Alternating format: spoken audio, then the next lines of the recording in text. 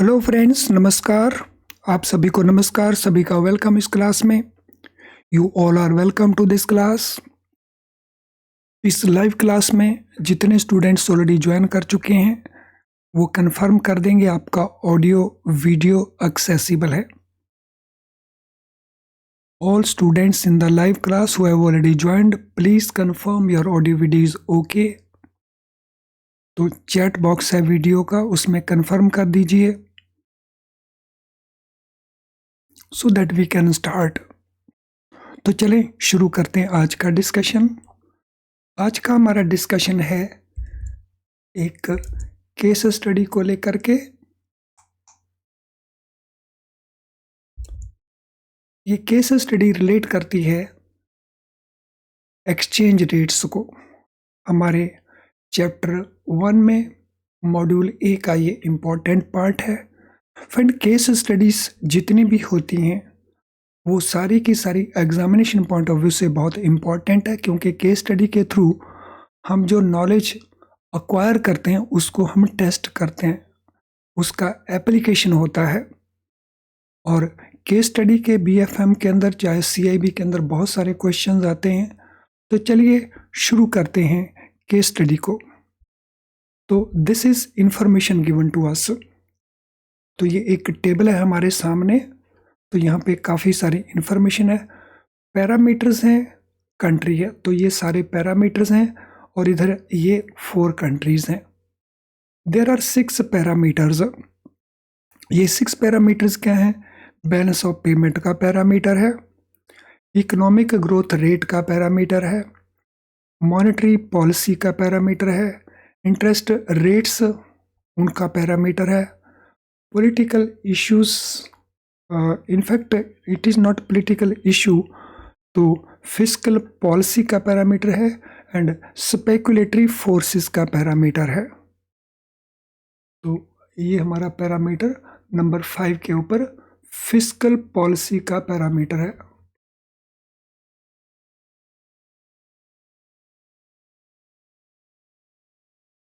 इस given information के basis के ऊपर हमें बताया क्या गया है। बैलेंस ऑफ पेमेंट कंट्री 1 के लिए डेफिसिट है, कंट्री 2 के लिए डेफिसिट है, कंट्री 3 के लिए सरप्लस है, कंट्री 4 के लिए सरप्लस है।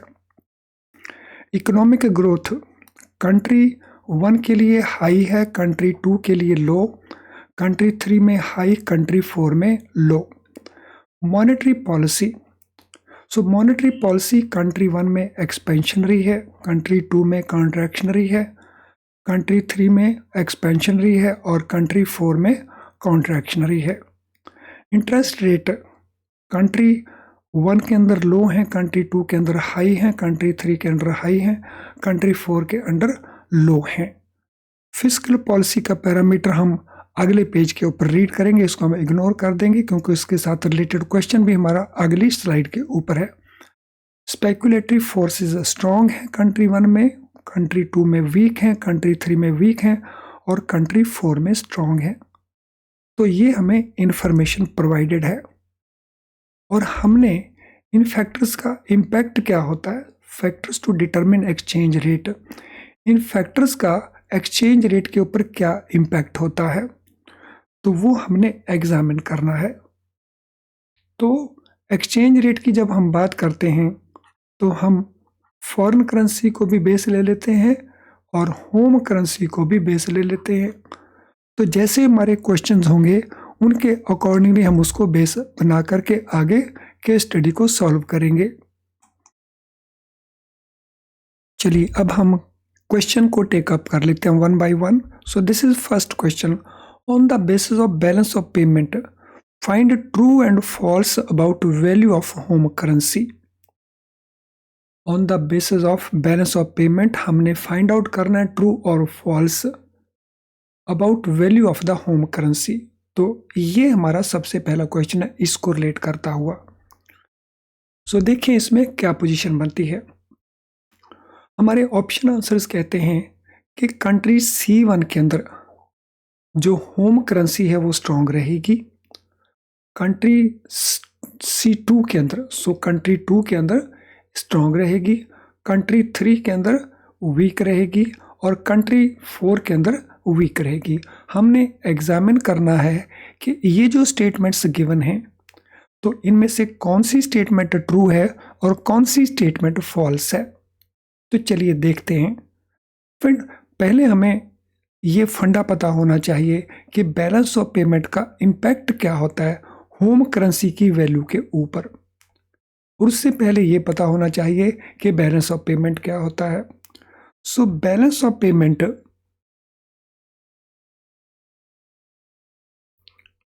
हमारी पूरी वर्ल्ड के प्रति पेएबल अमाउंट क्या है पूरे वर्ल्ड के प्रति, और रिसीवेबल अमाउंट कितना है, यानी दुनिया को हमने देना कितना है, दुनिया से लेना हमने कितना है। इन दोनों का जो गैप है वो गैप को हम कहते हैं बैलेंस ऑफ पेमेंट। और ये गैप हमारा सरप्लस में भी हो सकता है और ये गैप हमारा डेफिसिट भी हो सकता है। सो जब रिसीवेबल्स ज़्यादा हैं तो इसका मतलब ये सरप्लस है, जब पेएबल ज़्यादा हैं तो इसका मतलब ये डेफिसिट है। इनका डायरेक्टली इम्पैक्ट होता है होम करेंसी की वैल्यू के ऊपर कंपेयर टू अदर करेंसीज। अगर हमारा सरप्लस है तो होम करेंसी हमारी स्ट्रॉन्ग बनेगी, अगर हमारा डेफिसिट है तो होम करेंसी हमारी वीक होगी। अब इसके पॉइंट ऑफ व्यू से इस फंडा को सामने रखते हुए हम इमीडिएटली डिसाइड कर सकते हैं कि क्या पोजीशन बनेगी। यहाँ पे ये डेफिसिट है तो डेफिसिट का मतलब है कि यहाँ पे होम करेंसी की जो वैल्यू है वो वीक रहेगी, तो यहाँ पे भी वीक रहेगी। यहाँ पे सरप्लस है तो यहाँ पे स्ट्रॉन्ग रहेगी, यहाँ पे सरप्लस है तो यहाँ पे स्ट्रॉन्ग रहेगी। अब हम इसको एग्जामिन कर सकते हैं। वो कहता है पहला, सो कंट्री 1 स्ट्रॉन्ग रहेगा, ये तो फॉल्स हो गया। कंट्री 2 स्ट्रॉन्ग रहेगा तो ये भी फॉल्स हो गया। कंट्री 3 वीक रहेगा तो ये भी फॉल्स हो गया। कंट्री 4 वीक रहेगा तो ये भी फॉल्स हो गया। तो इसमें सारे के सारे ही फॉल्स स्टेटमेंट्स हैं ये। तो ये हुआ हमारा question number 1।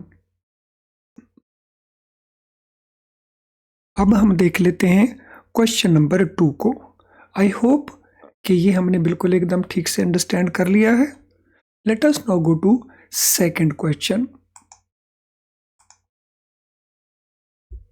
Based on economic growth rate, which country will have weak home currency? तो हमने बताना है, अगर हम इकोनॉमिक ग्रोथ रेट को बेस मान लें, यानी अब हमारा ये क्वेश्चन हो गया, तो हमने बताना है कि इनमें से किस कंट्री की जो करेंसी है वो वीक होम करेंसी होगी। ये हमारे ऑप्शन आंसर्स हैं। तो पहले हम फंडा को ठीक से अंडरस्टैंड कर लें। इकोनॉमिक ग्रोथ रेट यानी जो हमारा जीडीपी है, जब हमारा जीडीपी इंक्रीज करता है तो दैट मीन जो हमारी होम कंजम्पशन है कंट्री के विद इन, हमारी होम कंजम्पशन इंक्रीज कर रही है और साथ में हमारे एक्सपोर्ट्स इंक्रीज कर रहे हैं। सो हम कंट्री के विद इन भी कंजम्पशन ज़्यादा कर रहे हैं और कंट्री के बाहर भी हम गुड्स एंड सर्विसेज को प्रोवाइड कर पा रहे हैं। तो जब हम एक्सपोर्ट्स करेंगे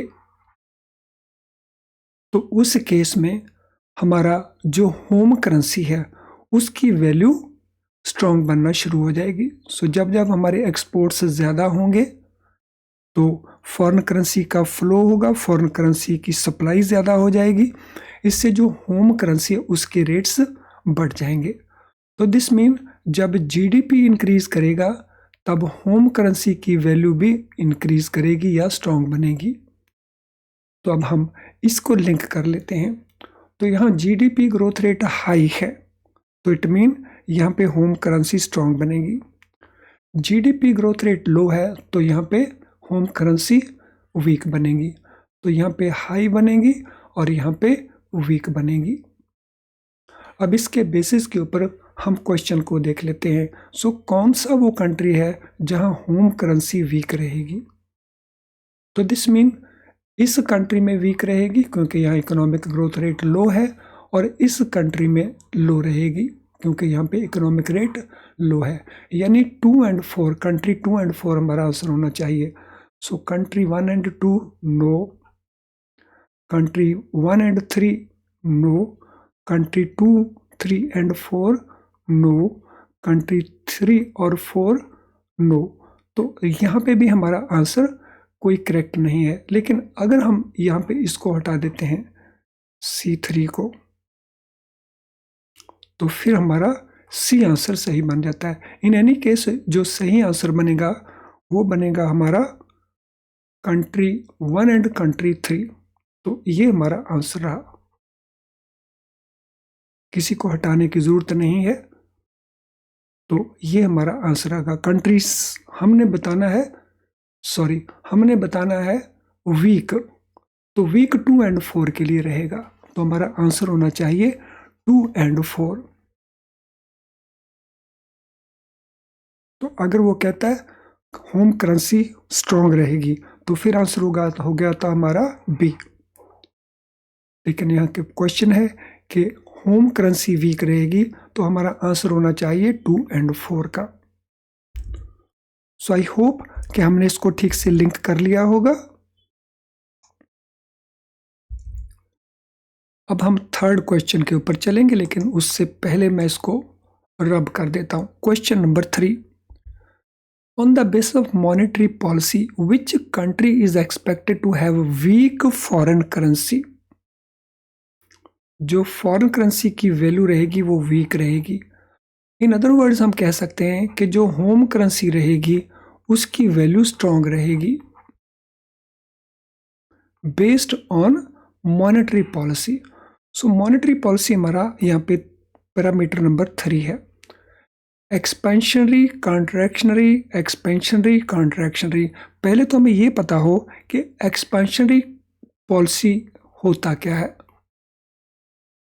सो एक्सपेंशनरी पॉलिसी मीन्स जब रिजर्व बैंक ऑफ इंडिया, क्योंकि ये मॉनेटरी पॉलिसी है, जब रिजर्व बैंक ऑफ इंडिया ज़्यादा लिक्विडिटी प्रोवाइड करता है, इंटरेस्ट रेट को लो कर देता है, ताकि जो इकोनॉमिक ग्रोथ है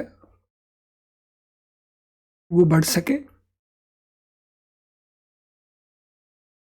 और जब इकोनॉमिक ग्रोथ बढ़ेगी तो हमारे एक्सपोर्ट्स बढ़ेंगे, और एक्सपोर्ट्स बढ़ेंगे तो होम करेंसी स्ट्रांग होगी। उसके अपोजिट होती है हमारी कॉन्ट्रैक्शनरी पॉलिसी।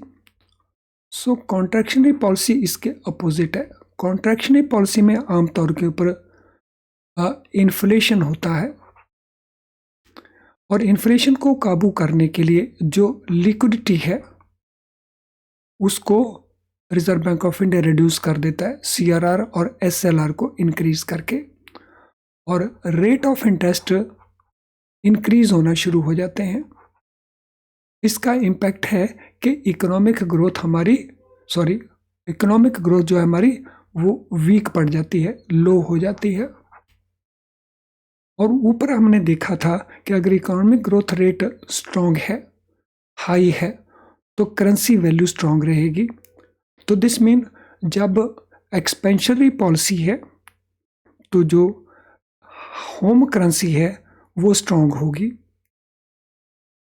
और जब मॉनेटरी पॉलिसी स्टांस कॉन्ट्रैक्शनरी है तो होम करेंसी वीक होगी। तो यहाँ पे एक्सपेंशनरी है, होम करेंसी स्ट्रॉन्ग बनेगी, यहाँ पे कॉन्ट्रैक्शनरी है, होम करेंसी वीक रहेगी। तो हमने फॉरेन करेंसी का अपोजिट बताना है, तो ऑटोमेटिकली अगर हम होम करेंसी का बता देते हैं अपोजिट में तो ऑटोमेटिकली फॉरेन करेंसी का आंसर मिल जाएगा। तो देख लेते हैं कौन कौन से कंट्रीज हैं जहाँ पे फॉरेन करेंसी वीक रहने वाली है। तो हम आइडेंटिफाई कर लेंगे होम करेंसी जहाँ स्ट्रॉन्ग रहने वाली है। तो नंबर 1 में स्ट्रॉन्ग रहने वाली है और नंबर 3 में स्ट्रॉन्ग रहने वाली है। तो उस केस में फॉरेन करेंसी वीक रहेगी। सो 2 एंड 4 ये रॉन्ग हो गया क्योंकि यहाँ पे होम करेंसी वीक रहेगी। C1 and C3, country 1 and country 3, तो यहाँ पे फॉरेन करेंसी है जो वीक रहेगी क्योंकि होम करेंसी स्ट्रॉन्ग रहेगी। यस, ये हमारा आंसर बन गया।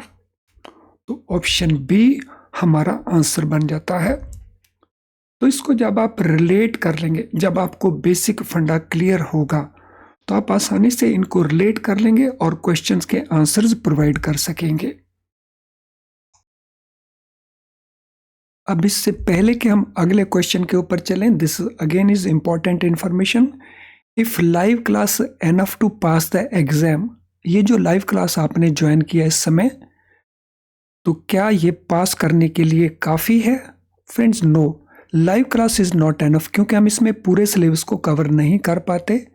लेकिन लाइव क्लास जो है यूट्यूब के ऊपर जो फ्री है, तो इससे आपको हेल्प जो मिलती है वो है कि आपका स्कोर इम्प्रूव होता है। लेकिन पास करने के लिए पेपर को आपको फुल सिलेबस को प्रिपेयर करना चाहिए।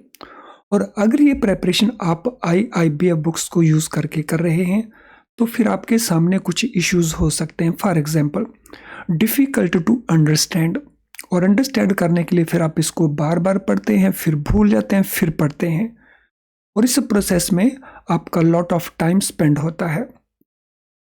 इन बुक्स में प्रैक्टिस क्वेश्चंस तो गिवन हैं, लेकिन कम क्वेश्चंस हैं, थोड़े हैं, जिससे प्रॉपर प्रैक्टिस नहीं हो पाती। और केस स्टडी इन बुक्स में ऑलमोस्ट ना के बराबर है, बहुत कम आपको कहीं कहीं केस स्टडी से मिलेंगी।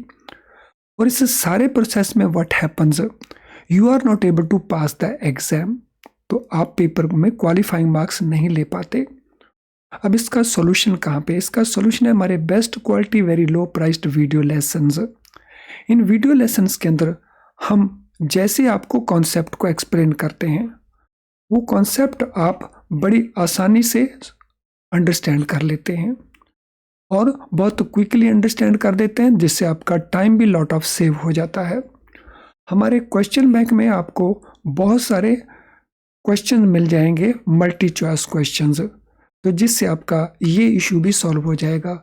हमारे केस स्टडी पैकेज में आपको उसी प्रकार की केस स्टडीज़ मिलेंगी जैसी केस स्टडी इस समय हम डिस्कस कर रहे हैं। तो इससे बहुत सारी केस स्टडी आपकी प्रैक्टिस हो जाएंगी, आपके बहुत सारे फंडाज क्लियर हो जाएंगे, और आई एम श्योर जब आप इनको यूज़ करते हैं तो पेपर को एक ही बार पास करने की हमारी जो पॉसिबिलिटीज़ हैं वो बहुत इंक्रीज़ कर जाती हैं। अब ये अवेलेबल कहाँ पे है?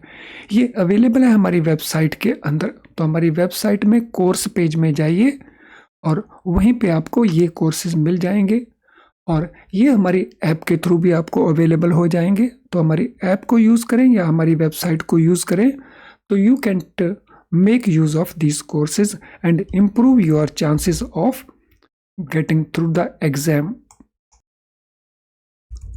Let us now go to question number 4. So question number 4 relate करता है इंटरेस्ट रेट्स को। चलिए देखते हैं क्वेश्चन क्या है। Based on physical policy stance, so पहले फिजिकल पॉलिसी स्टांस को ले लेते हैं। The home currency is likely to remain weak in which country. So physical policy का स्टांस क्या है? सो फिजिकल पॉलिसी का स्टांस है expansionary, contractionary, expansionary and contractionary. तो अगर फिजिकल पॉलिसी के ये स्टांस हैं डिफरेंट कंट्रीज के अंदर, तो home currency likely to remain weak in which country, so किन कंट्रीज के अंदर जो होम करेंसी है वो वीक रहने वाली है। तो पहले हम अंडरस्टैंड कर लें कि फिजिकल पॉलिसी के ये दो स्टांस क्या हैं। तो फिजिकल पॉलिसी का स्टांस जब एक्सपेंशनरी होता है तो इसका मीनिंग क्या है? एक्सपेंशनरी फिजिकल पॉलिसी का स्टांस का मीनिंग ये है कि गवर्नमेंट, क्योंकि फिजिकल पॉलिसी कौन अनाउंस करता है? गवर्नमेंट अनाउंस करती है, वो भी बजट के थ्रू। तो अगर एक्सपेंशनरी पॉलिसी होगी तो गवर्नमेंट क्या करेगी? सो गवर्नमेंट की स्पेंडिंग जो है वो ज़्यादा होगी, so there will be more of government spending, और जो टैक्स होंगे वो रिलेटिवली लो होंगे। सो टैक्स रेट्स लो होंगे, गवर्नमेंट की स्पेंडिंग ज़्यादा होगी, तो गवर्नमेंट का पर्पस होगा कि जो इकोनॉमिक ग्रोथ है तो वो इंक्रीज करे। तो अल्टीमेटली फिजिकल पॉलिसी का जो ऑब्जेक्टिव है वो इकोनॉमिक ग्रोथ को इम्पैक्ट करना है। सो एक्सपेंशनरी पॉलिसी में जो इकोनॉमिक ग्रोथ हाई होगी। कॉन्ट्रैक्शनरी इसके अपोजिट होगा। कॉन्ट्रैक्शन में गवर्नमेंट अपनी स्पेंडिंग कम करती है और टैक्स रेट्स को इंक्रीज कर देती है। सो टैक्स जो है वो हाई हो जाएंगे, गवर्नमेंट की जो स्पेंडिंग है वो लो हो जाएगी। और उसका इम्पैक्ट क्या होगा? उसका इम्पैक्ट ये होगा कि इकोनॉमिक ग्रोथ रेट लो हो जाएगा। सो इकोनॉमिक ग्रोथ लो होगी, तो यहाँ पे इकोनॉमिक ग्रोथ हाई होगी, यहाँ पे इकोनॉमिक ग्रोथ लो होगी।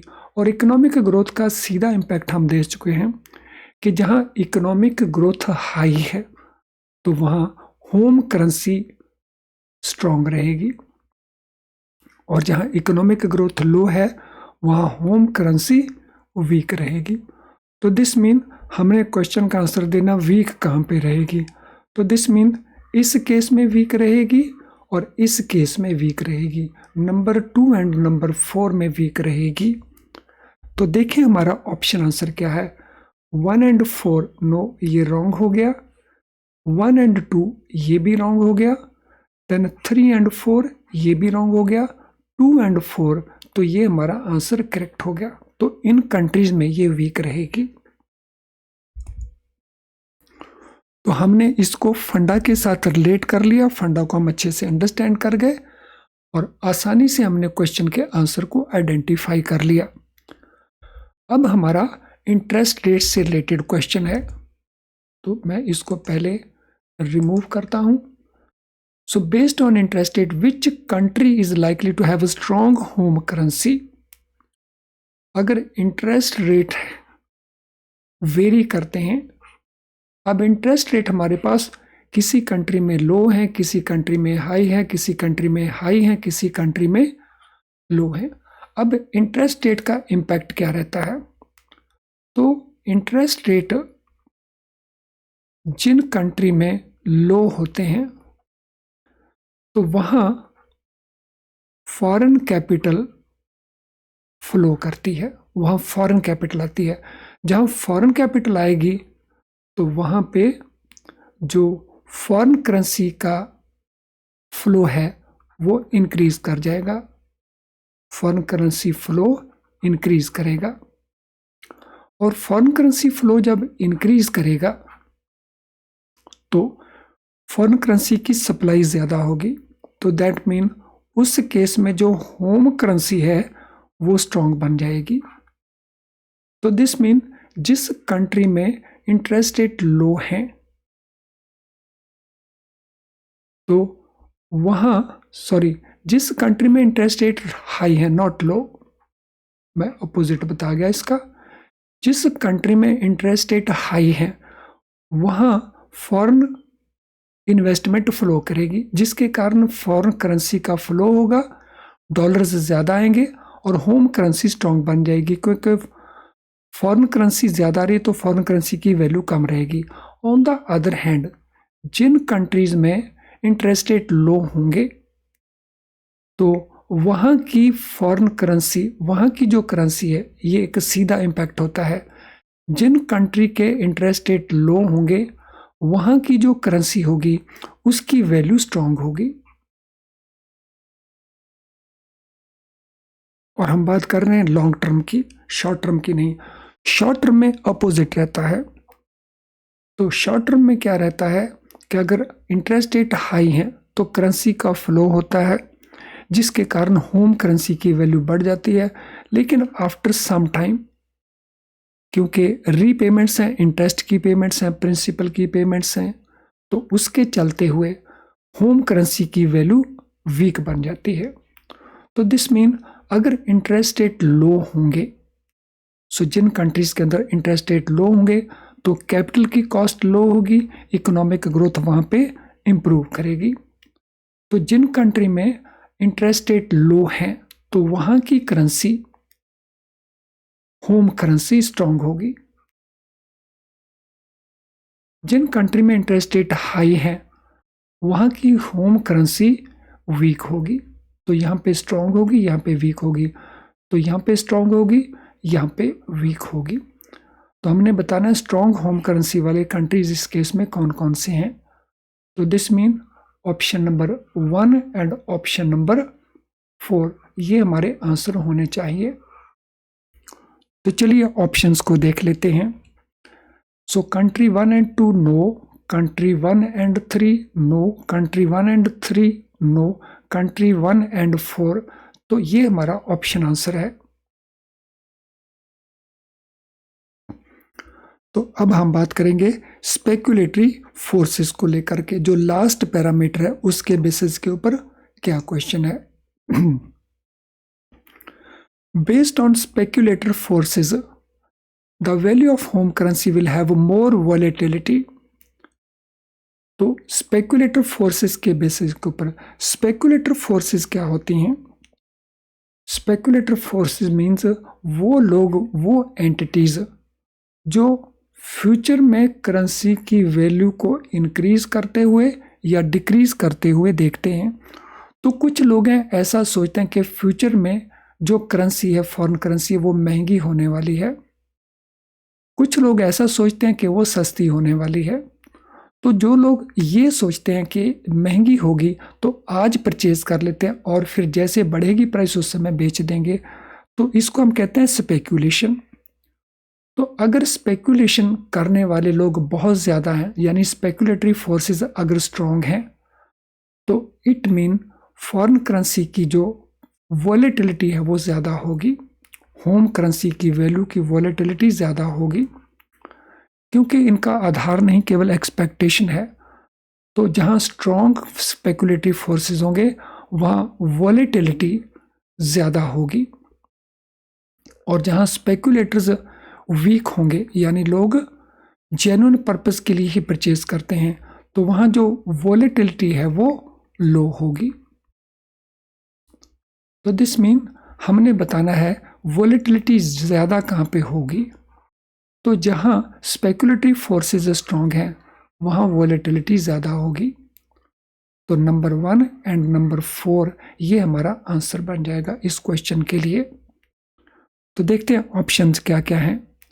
C1 कंट्री 1 एंड कंट्री 2 ये हमारा आंसर नहीं है। कंट्री 1 एंड कंट्री 3 ये भी हमारा आंसर नहीं है। कंट्री 2 एंड कंट्री 3 ये भी हमारा आंसर नहीं है। कंट्री 1 एंड 4 तो ये हमारा आंसर है। So option D is our answer. So देखिए कितने इंटरेस्टिंग हमारे क्वेश्चंस बन गए हैं। हमने इसको लिंक कर लिया है कॉन्सेप्ट के साथ। तो जब भी आप कॉन्सेप्ट की क्लैरिटी आपको पता है तो फिर आप केस स्टडीज़ में एंजॉय भी करते हैं और लर्न भी करते हैं। फ्रेंड, इसी प्रकार की बहुत सारी केस स्टडीज़ हमारे ऐप के अंदर, हमारी वेबसाइट के अंदर आपको पेड कोर्सेज में मिल जाएंगी। आपकी बहुत अच्छी प्रैक्टिस हो जाएगी। तो जैसा मैं ऑलरेडी पिछली स्लाइड के ऊपर बता चुका हूँ। तो चलिए आज के सेशन से रिलेटेड अगर आपका कोई भी क्वेश्चन है तो आप अपने क्वेश्चन को टाइप कर सकते हैं इस वीडियो के कमेंट बॉक्स के अंदर, चैट बॉक्स के अंदर नहीं। इस वीडियो का जो कमेंट बॉक्स है वहाँ पे आप अपने क्वेश्चन को टाइप कर सकते हो, और कोई जनरल क्वेरी है तो उसके लिए आप हमें इस ईमेल आईडी के ऊपर मेल कर सकते हैं। आज का सेशन अगर आपको यूज़फुल लगा तो फिर इसको लाइक ज़रूर कर दें, क्योंकि आप जब लाइक करते हैं तो यूट्यूब और बहुत सारे स्टूडेंट्स को इस वीडियो को दिखाने की कोशिश करता है अपने लेवल के ऊपर। यानी अगर आप लाइक करते हैं तो this mean you will be helping other students. आप अपने फेसबुक पेज के ऊपर, व्हाट्सएप ग्रुप में भी इसको शेयर कर सकते हैं ताकि ज़्यादा से ज़्यादा लोग इसका बेनिफिट लें। चैनल अगर आपने अभी तक सब्सक्राइब नहीं किया तो हमारी क्लासेस आप मिस कर रहे होंगे। अगर आप चाहते हैं कि हमारी कोई क्लास आपको मिस ना हो तो फिर चैनल को सब्सक्राइब कर लें, वो भी बेल आइकन के साथ। तो चलें अब इस सेशन को वाइंड अप करेंगे। So thank you friends and all the best.